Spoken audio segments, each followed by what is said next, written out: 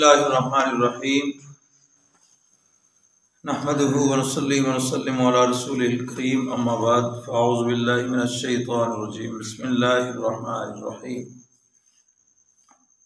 इन्ना बलवनाहुम कमा बलवना अस्हाबल जन्नह इज़ अक़समू लयस्रिमुन्नहा मुस्बिहीन सदक़ल्लाहु मौलाना अज़ीम व बल्लगना रसूलुहुन नबियुल करीमुल अमीन। बड़ी मोहब्बत और एहतराम के साथ दुरूद इस्लाम का नजराना पेश फरमाएं।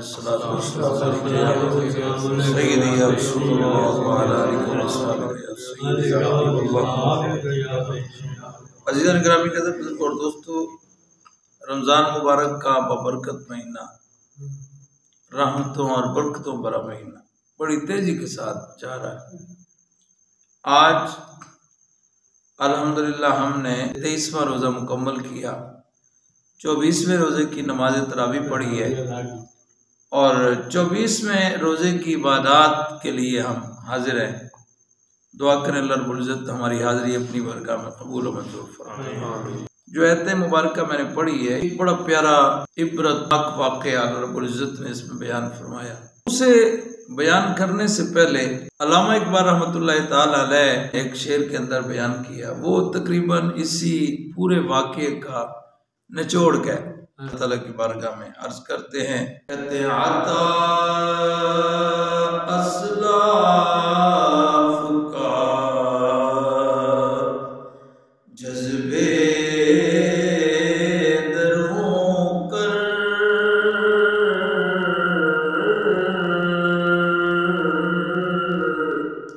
अता अस्लाफ का जज्बे दरों कर, शरीके ज़ुमराए ला यहज़नों कर, खिरत की गुत्थियां सुलझा चुका मैं, इलाही तू मुझे साहिबे जनों कर। क़यामत तक आने वाली नस्ल को एक पैगाम दे रहे हैं कि हर बंदे को यही हमेशा दुआ करते रहना चाहिए कि या अल्लाह मुझे असलाफ का जज्बा दुरूं अता फरमा। असलाफ का मतलब सल्फ कहते हैं ना, जो पहले लोग गुजर गए, जो बुजुर्ग हैं, अल्लाह पे और अल्लाह के नबी पे जो उनका यकीन था ना, वो बड़ा मजबूत है।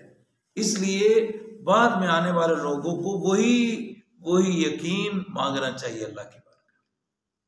अल्लाह करे, आगे कहते हैं ना, शरीक के ज़ुमराए ला यहज़नों कर, यानी या अल्लाह जो तेरे महबूब और प्यारे बंदे पहले गुजर गए हैं, हमसे पहले जो गुजर गए हैं, जो तेरे प्यारे बंदे थे, या अल्लाह तू हमें उनमें शामिल फरमा, हमारा ज़ौक़ जज्बा वही बना दे।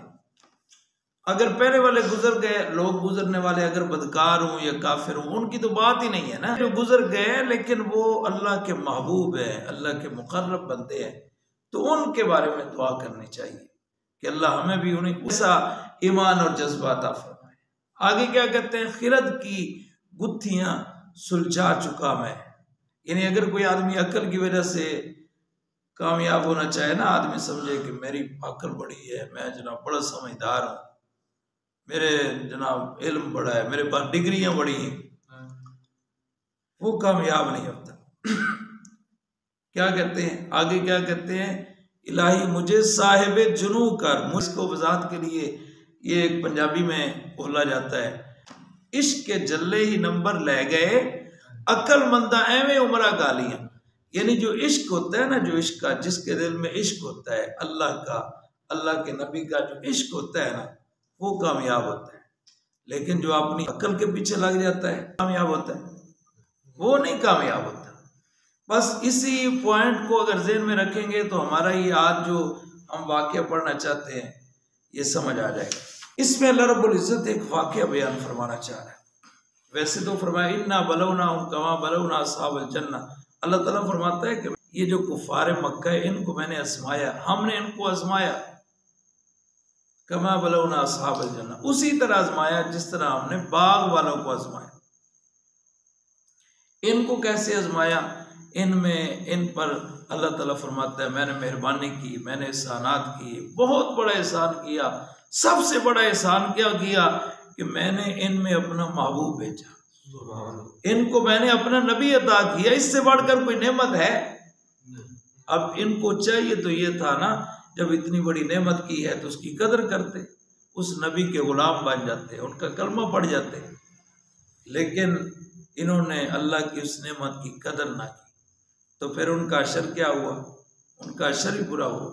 तो फरमाया जिस तरह ये नाकदरे थे तो इनका अशर बुरा हुआ, इसी तरह हमने उन बाग वालों के साथ किया। अब ये बाग वाले जिनकी तरफ इशारा किया जा रहा है वो कौन है, यही बात करनी है। मुफस्सिरीन किराम बयान फरमाते हैं कि यमन का शहर है, जिस तरह करीब इलाका है 6 मील के फासले पे, उस जगह का नाम है सना, उस बाग का नाम है दरदान। उसका मालिक जो है बड़ा नेक आदमी है, अल्लाह रब्बुल इज़्ज़त पे उसका बड़ा ईमान मजबूत है। और उसकी आदत ये थी, क्योंकि अल्लाह रब्बुल इज़्ज़त ने कुरान पाक में जो बयान किया है कि जो मालदार लोग हैं वो अपना माल अल्लाह की राह में खर्च करें, वो गरीबों को दें, मिस्कीनों को दें। उसका ईमान मजबूत था। उसकी आदत क्या थी? अब वो क्या करता, अपने बाग में जब जाता ना तो फकीरों को बुला लेता, मस्कीनों को बुला लेता। मस्कीन और गरीब जो है दौड़कर उसके पास चले जाते, तो वो परेशान नहीं होता था। वो क्या करता, जितना बाग जितने फल नीचे गिरे होते थे वो सारे उठा के मस्कीनों को दे देते। फिर बिस्तर बिछा दिए जाते, जो फल बिस्तर के ऊपर गिरते वो भी उसको दे देता, फकीरों को दे देता। उसने फकीरों की मदद करने के लिए, मस्कीनों के साथ ताउन करने के लिए बड़े उसने अपनी तरफ से ज़ाब्ते बनाए हुए थे, कानून बनाए हुए थे। बल्कि जब उसका अपने हिस्से का फल जब उतरता तो उसके वो 10वां हिस्सा, जिसको उशर कहते हैं, वो मस्कीनों को देता। बल्कि यहाँ तक आता है कि वो अपने माल का 3 हिस्से करता।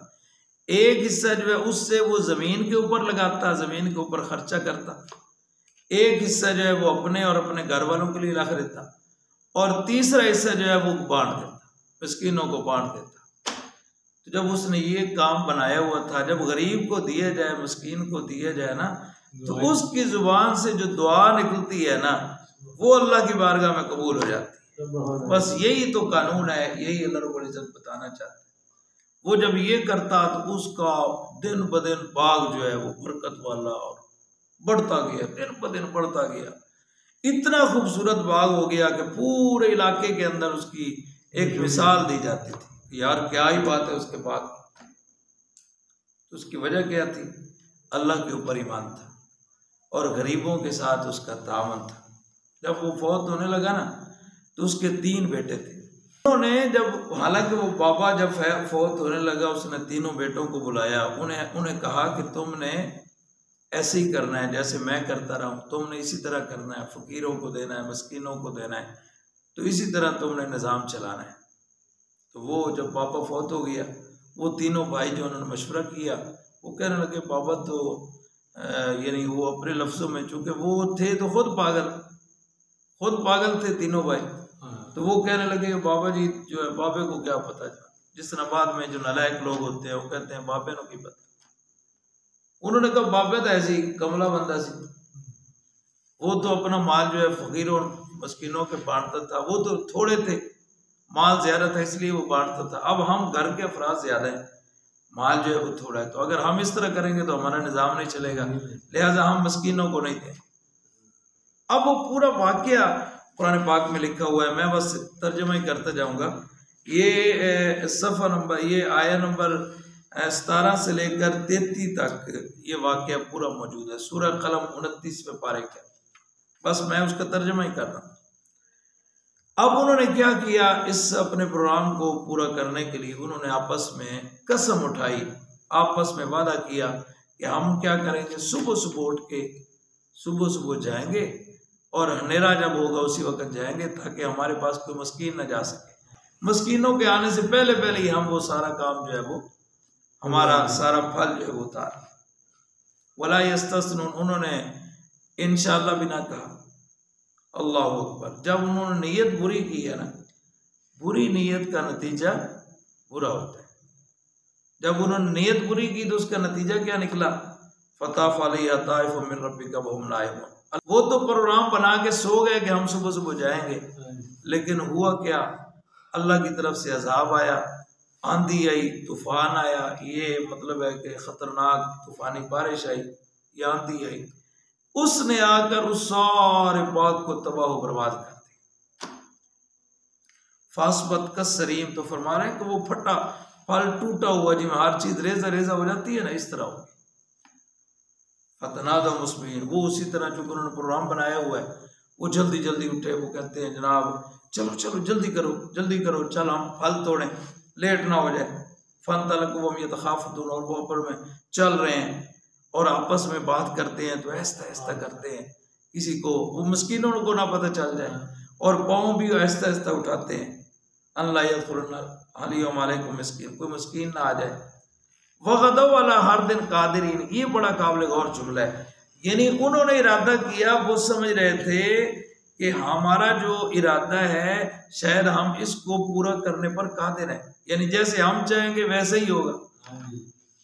अल्लाह अकबर। हालांकि बंदे की मर्जी के मुताबिक तो नहीं होता ना, मर्जी किसकी चलती है, मियां मोहम्मद बख्श रहमतुल्लाह अलैह इसलिए फरमाते हैं, माली दा कम पानी लाना बर बर मशका पावे, मालिक दा कम फल फुलाना लावे या ना लावे, ये अल्लाह दी मर्जी।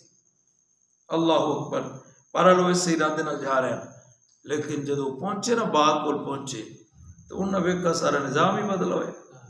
जरा कल वेख गया सर बड़ा खूबसूरत है, आज जो तबाह बर्बाद हो चुका है, चल चुका है, खत्म। वो कहने लगे कि नहीं ये तो हमारा है ही नहीं।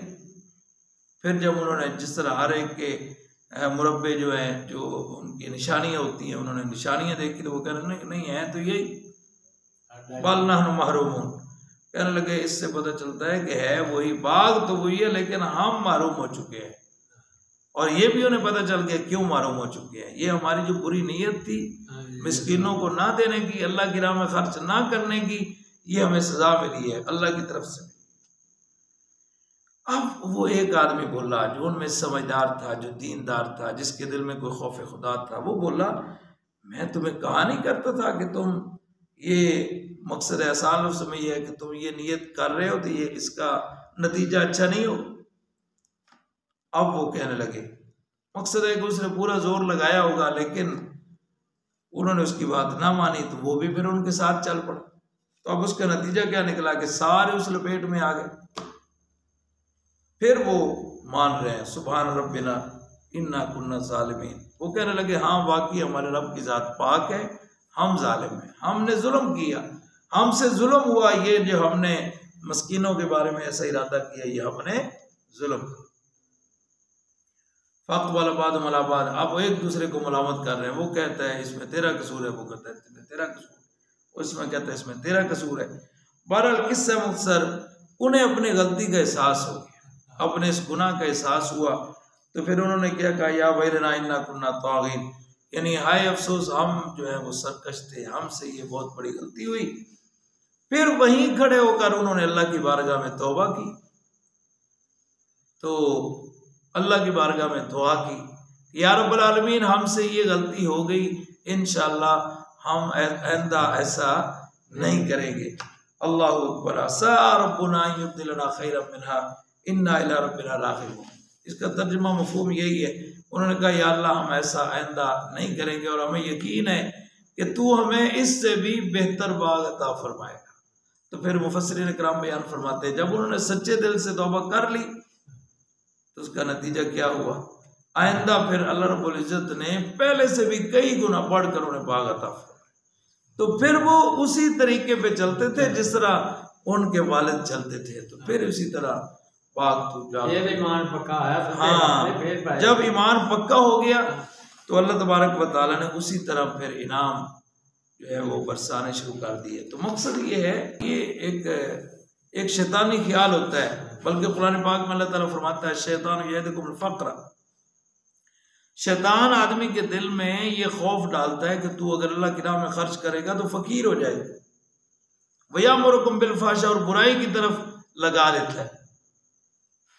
अल्लाह की राह में खर्च करने के लिए जब आदमी इरादा करे तो वो कहता है तो फकीर हो जाएगा, लेकिन जब अयाशी करना चाहे तो फिर ऐसा ख्याल नहीं आता। मसलन ये शादी ब्याहों पे ये किस्म के जितना मर्जी वो आसमी उड़ा दे, उस वक्त शैतान ख्याल ज़हन में नहीं आने देता, लेकिन जो ही अल्लाह की राह में खर्च करने लगो तो वो कहेगा तो गरीब हो जाए। शैतान कहता है तो फकीर हो जाएगा। वल्लाहु यईदुकुम मगफिरतम मिन्हु व फदला, लेकिन अल्लाह रब्बुल इज्जत का हुक्म क्या है? अल्लाह ताला फैसला क्या फरमाता है? अल्लाह ताला फरमाता है तो अगर मेरी राह में खर्च करेगा तो इससे तेरे गुनाह माफ हो जाएंगे। मेरी राह में अगर माल खर्च करेगा तो इससे तेरे माल के अंदर बरकत पैदा हो जाएगी। अल्लाह, तो ये ईमान की बात है। तो जो ये बड़े बुजुर्ग जो है उनका ईमान मजबूत था तो अल्लाह ताला उसी तरह बरकत पैदा करता था। बड़ी बड़ी फसलें जो है वो तबाह हुई हैं, अल्लाह रब्बुल इज्जत ने जो ये सारी फसलें तबाह हो जाती हैं तो अल्लाह ताला दिखाना यही चाहता है कि कोई आदमी ये ना समझे कि मेरी ज़मीन बड़ी अच्छी है, मेरा बीज बड़ा अच्छा है, तो मेरी फसल बड़ी अच्छी है। अल्लाह अगर चाहे तो फिर ही अच्छी होती है, वरना तबाह बर्बाद हो जाती है। पर आप दुआ करें अल्लाह रब्बुल इज्जत हमारा ईमान मजबूत फरमाए। और ये माला मवेशी दिखाए थे ना, उन्होंने खल्ला नहीं पड़ दिया तो हाँ जी, तो भाई फिर अगर कोई आदमी ये समझे ना कि मैं जिस तरह आजकल थोड़ा सा मौका मिला है तो लोग कहते हैं जल्दी जल्दी जनाब जमा कर लो, तो ये भी अल्लाह की मेहरबानी है कि अल्लाह ताला मौका दे दे। तो अगर अल्लाह मौका ना दे तो क्या होगा? फिर भी अगर कोई आदमी जमा करके रख ले, वो कहे मेरी जनाब बिल्डिंग बड़ी मजबूत है, मैं ताले के अंदर रख लिया, महफूज रख लिया, ज़ल्ज़ला आ जाए तो फिर देखा नहीं ज़ल्ज़ला ने तबाही मचा दी। इसलिए अल्लाह की पकड़ से कोई आदमी बच सकता नहीं, सिर्फ ये है कि मजबूत ईमान होना चाहिए। बहरहाल आज हम बात करते हैं 24वें रोजे की जो इबादत हैं उसके बारे में बुजुर्गान दीन फरमाते हैं इसमें 2 नाम पढ़े जाए। कितने नाम है? एक है या अव्वलो, दूसरा है या ज़ाहिर।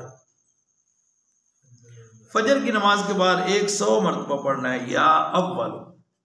या अव्वल को माना है सबसे पहले, जब कुछ भी नहीं था तो वो था, अल्लाह रब्बुल इज्जत था, इसको कहते हैं अव्वल, वो अव्वल।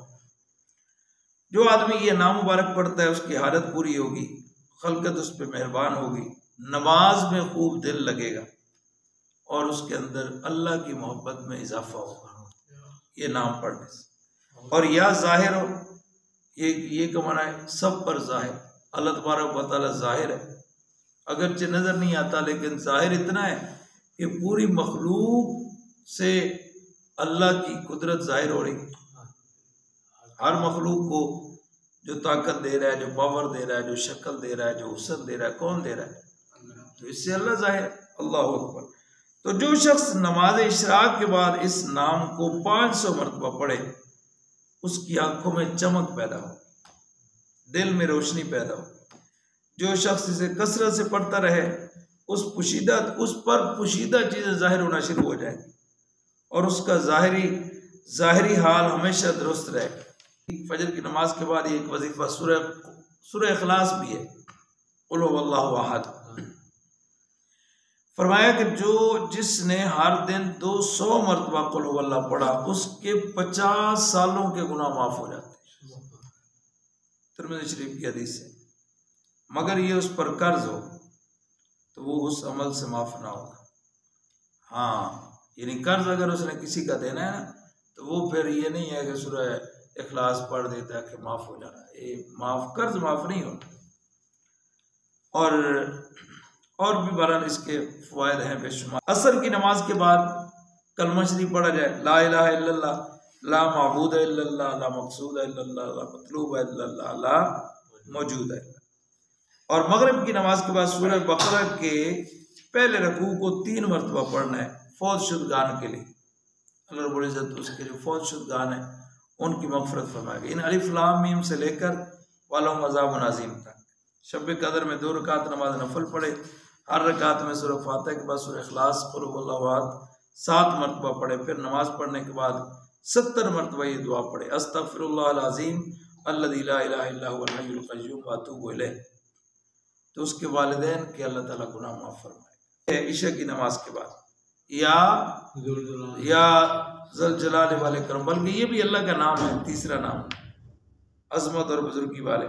ईशा की नमाज के बाद ये 100 मरतबा पढ़े। अगर कोई मुहिम दरपेश हो तो ईशा की नमाज के बाद 100 मरतबा इस नाम को रोजाना अगर कोई आदमी पढ़ता रहे तो अल्लाह ताला उसकी वो मुश्किल आसान फरमाए। ये है जनाब 24वें रोजे की इबादत। दुआ करें अल्लाह रब्बुल इज़्ज़त हमें अमल करने की हिम्मत और तौफीक।